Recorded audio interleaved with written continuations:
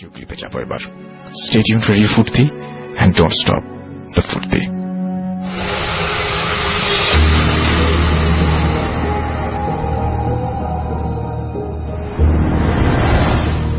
Hello rustle ভাই, আমি India থেকে বলছি, দিল্লি শহর থেকে বলছি। এবং আমি প্রথমত আমি আপনাকে অসংখ্য অসংখ্য ধন্যবাদ জানাবো যে এরকম একটি ফোরাম নিয়ে আসার জন্য, যেটার মাধ্যমে যারা কিনা বিভিন্ন অতিপ্রাকৃতিক ঘটনার সম্মুখীন হয়েছে তারা নিজেদের অভিজ্ঞতা জানাতে পারে। এবং সব থেকে যেটি এই ফোরামে যেটি ভালো লাগে যে তার একটি বিশ্লেষণ পর্যন্ত হয়, বিভিন্ন লোক বিভিন্ন অভিমত জানায়। এবং I feel that there is nothing impossible in this world, rather facts are stranger than fiction. যাই হোক, আপনাকে ধন্যবাদ এবং সেই সকল শ্রোতাদেরও ধন্যবাদ যারা আপনার এই প্রচেষ্টাকে সফল করতে আপনাকে মদত করেছেন।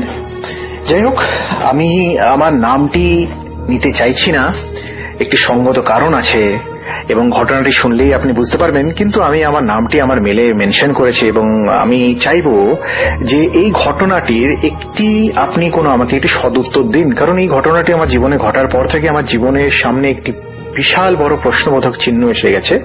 এবং আমি নিজেও জানি না যে আমি স্বাভাবিক না আমি অস্বাভাবিক, আমি স্বাভাবিক একটা মানুষ নাকি আমি ধীরে ধীরে ধীরে ধীরে পাগল হতে চলেছি। যাই হোক, সরাসরি ঘটনায় আসি।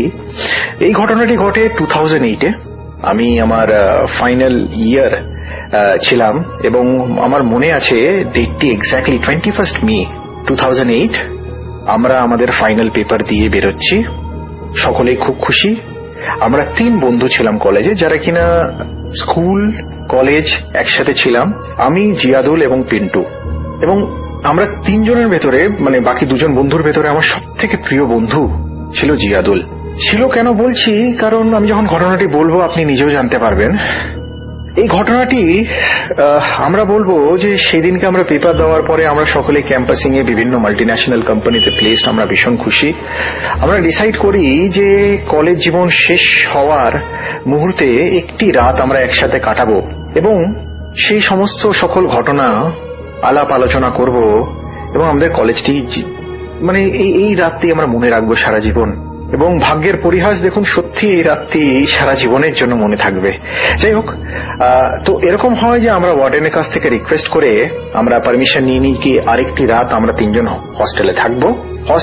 বলা বাহুল্য, আমার কলেজটি একটি কলকাতার একটি বিশিষ্ট কলেজ এবং সেই কলেজটি বিশিষ্টতা কিছু নেই, কলেজটির ভেতরে কোনো বা ইউনিভার্সিটির ভেতরে কোনো গল্প নেই।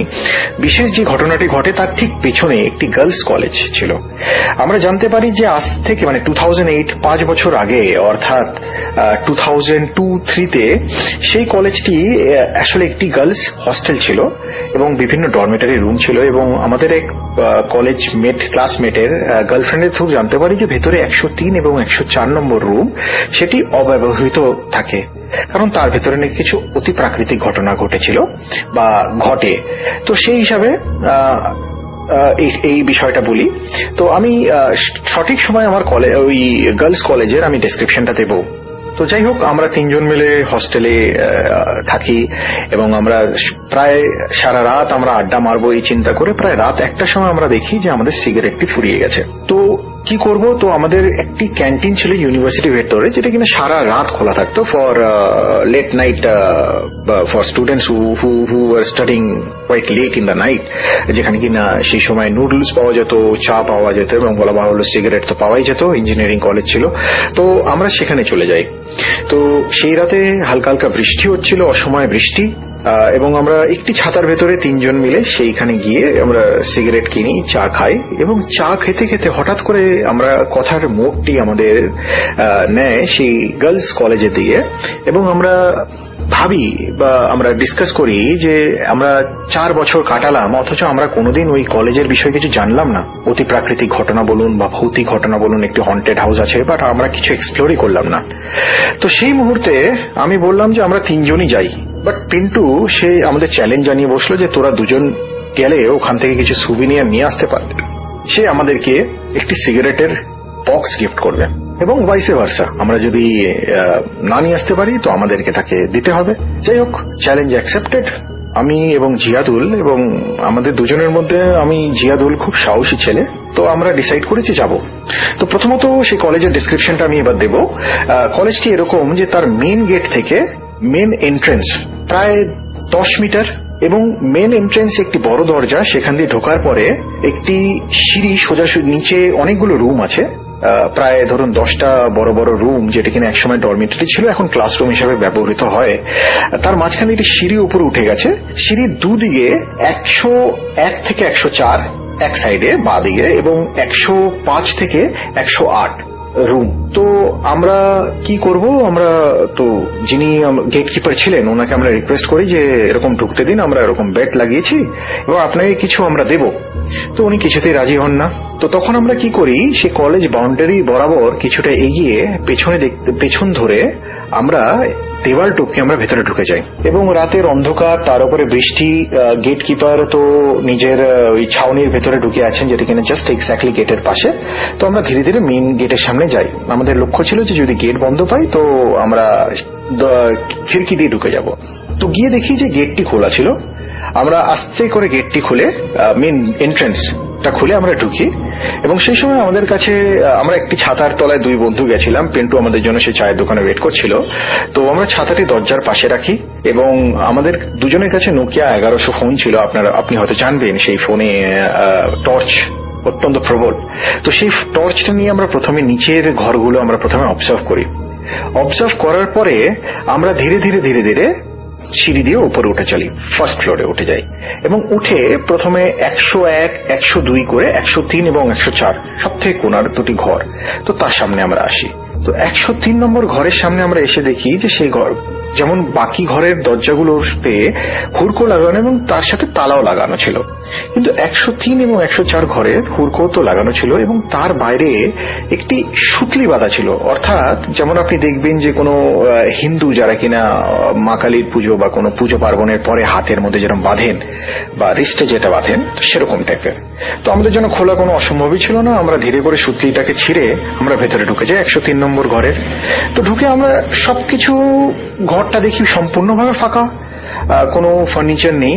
ঠিক ঘরের মাঝামাঝি আমরা দেখতে পাই যে ঠিক মধ্যিখানে অনেকগুলো কাঠ বা অনেক কিছু পুড়েছে, এরকম একটা কিছু, মতলব হোম বা যজ্ঞ কিছু একটা হয়েছে, এবং তার চারিধারে একটি সার্কেল করা আছে, অ্যারাউন্ড 1 মিটার রেডিয়াস নিয়ে সিঁদুর দিয়ে সার্কেল করা, এবং সেই সার্কেলের ভেতরে যেটা আমলোক যেরকম পেন্টাকল যেরকম আঁকা থাকে, এরকম একটি 5 কোণার একটি স্টার।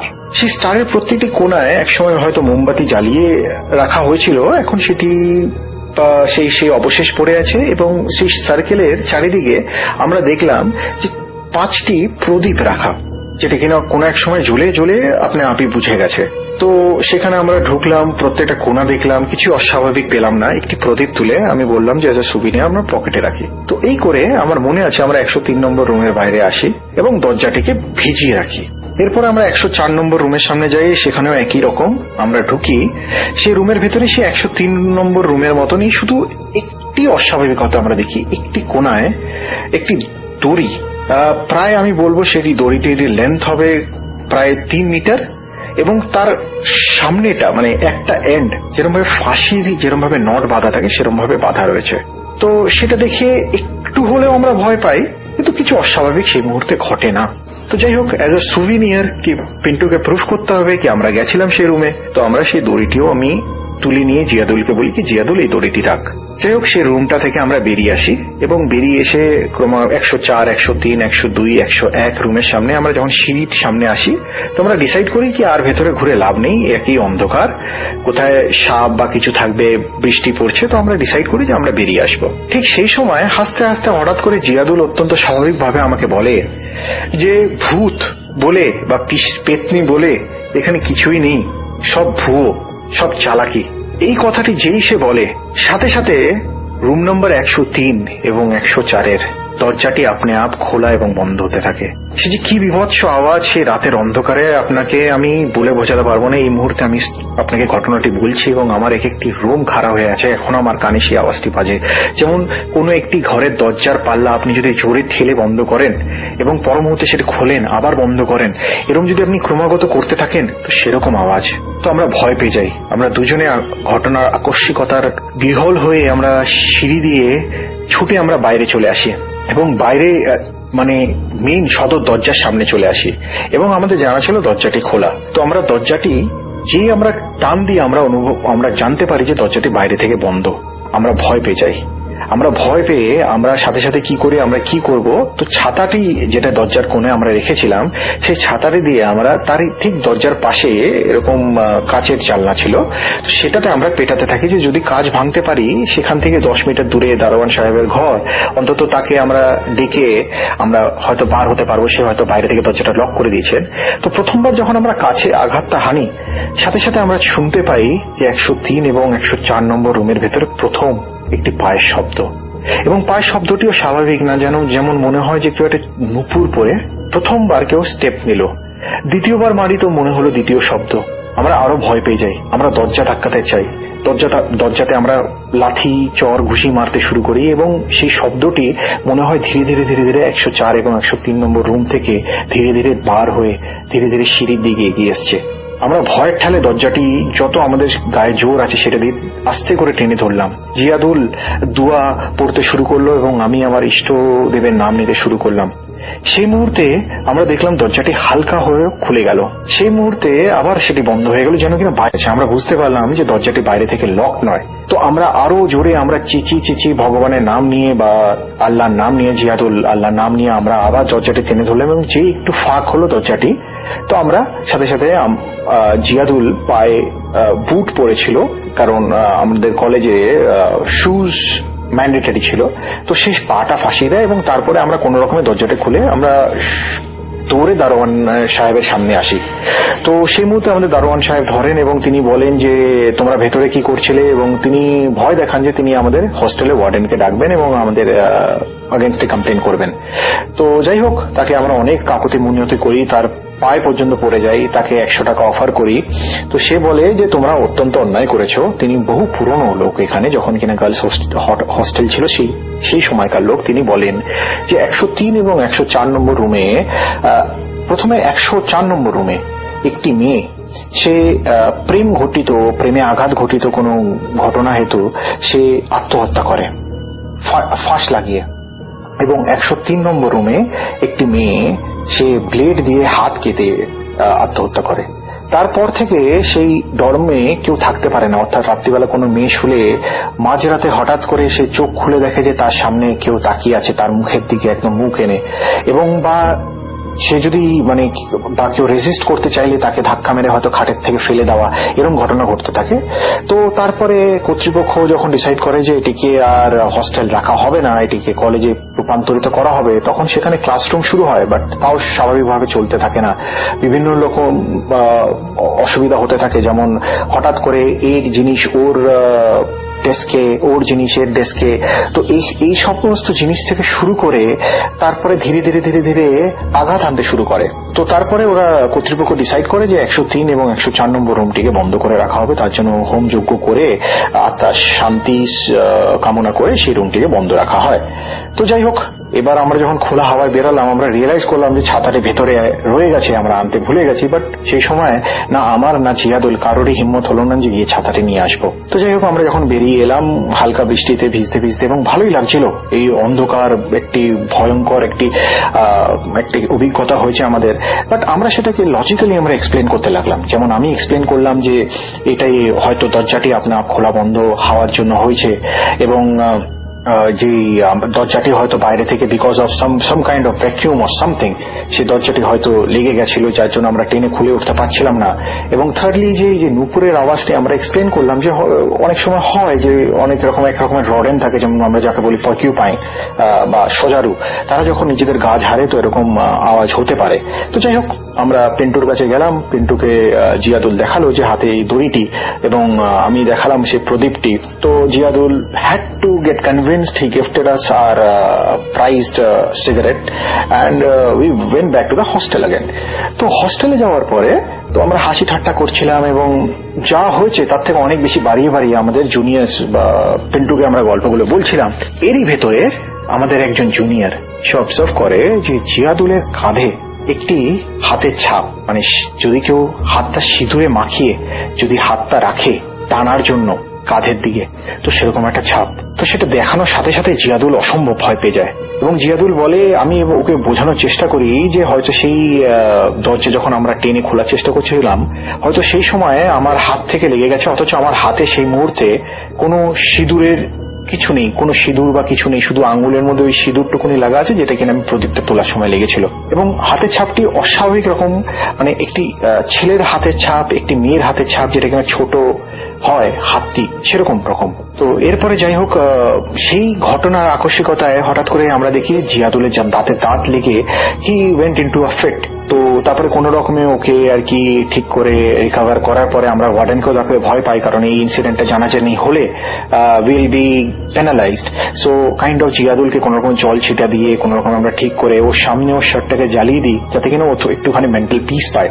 বাট সেই রাতে জিয়াদুলের অসম্ভব জ্বর হয়, অস্বাভাবিক জ্বর, মানে আমাদের কাছে থার্মোমিটার বা কিছু ছিল না, but temperature was soaring high, it was somewhere around 103 degree Fahrenheit. So anyway সেই রাতে কোন রকমের জিয়াদুলকে আমরা মাথায় জল ঢল দিয়ে আমরা কোন রকম ওকে ঘুম পাড়িয়ে তারপরে আমরা ডিসাইড করি around 4 o'clock in the morning যে আমরা ঘুমাবো। তো আমি যখন শুতে যাই সেই সময় আমি একটি স্বপ্ন দেখি, এবং সেই স্বপ্ন হয়তো সেই আমি জীবনে হয়তো প্রথমবার সেই দেখলাম যে আমি দেখি যে আমার কেউ আমাকে ডাকছে। আমি চোখ খুলে দেখি আমার চোখের সামনে একটি ফাঁসির রশি কোথা থেকে ঝুলছে আমি অন্ধকারের ভেতরে, তা আমি দেখতে পাইনি। এবং সেই ঘটনার এবং আমাকে কেউ ডাকছে, উঠে আয় উঠে আয় ঝুলে পড়। এবং তারপরে আমি জেগে উঠি, এবং জেগে উঠে আমি যেটা আরো ভয় পাই, আমি দেখি জিয়াদুল একভাবে আমার দিকে তাকিয়ে আছে। ওর মধ্যে কিছু একটা অস্বাভাবিকতা তো ছিলই।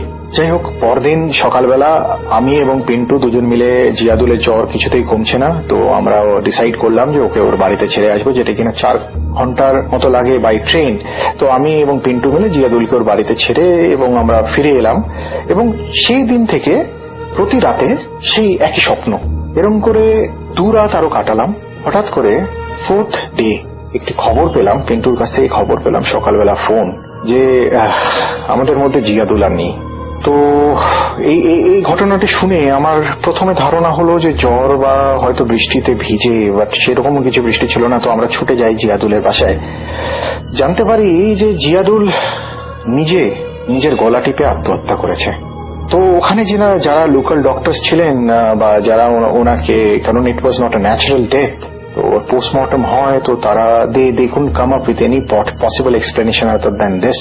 এবং এটি অত্যন্ত অস্বাভাবিক শোনায়, কারণ একটি মানুষ কখনো নিজের গলা টিপে বা নিজের শ্বাস রোধ করে নিজেকে হত্যা করতে অসম্ভব ব্যাপার। তো এই ঘটনাটির পরে পিন্টু অসম্ভব ভয় পেয়ে যায় এবং আজ পর্যন্ত ও আমাকে এড়িয়ে চলে। এবং এরপরে আমি এই ঘটনাটি নিয়ে না আমার মা বাবা কাউকে আমি এই ঘটনাটি নিয়ে কোনো আলোচনা করিনি। আলোচনা না করার পেছনে একমাত্র রিজন হচ্ছে আমার মা বাবা ভয় পেয়ে যাবেন। তো আমি আমার এক দাদা, তিনি সাইকিয়াট্রিস্ট, তাকে আমি মিথ্যে বলি যে আমার এক বন্ধুর জীবনে এরকম একটা ঘটনা ঘটে, এবং he came up with somewhat convincing explanation that maybe because of some acute hallucination he felt that his hand ওর নিজের কন্ট্রোলে ছিল না, and finally he choked himself to death. But আজ পর্যন্ত আমার সেটা কনভিন্সিং লাগে না।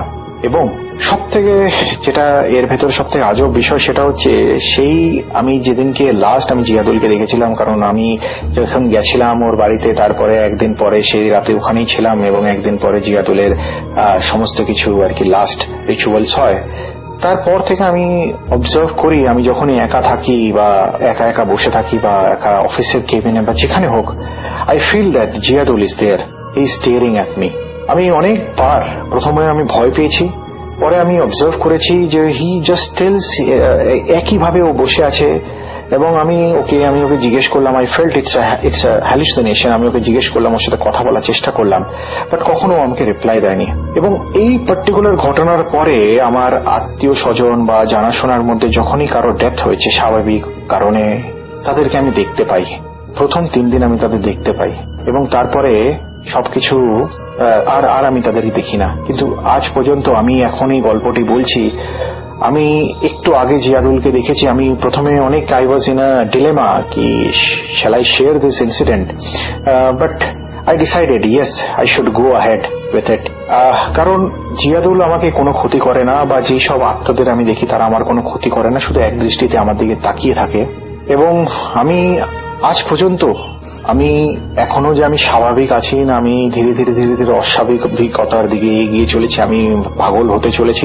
আমি জানি না রাসেল ভাই আমি কি হচ্ছে আমার সাথে, আমার জীবনের সাথে। বাট এখনো পর্যন্ত কোনো আত্মা আমার সাথে কিছু ক্ষতি করার চেষ্টা করেনি, বা আমার সাথে কোনো কথাবার্তা কিছু বলেনি।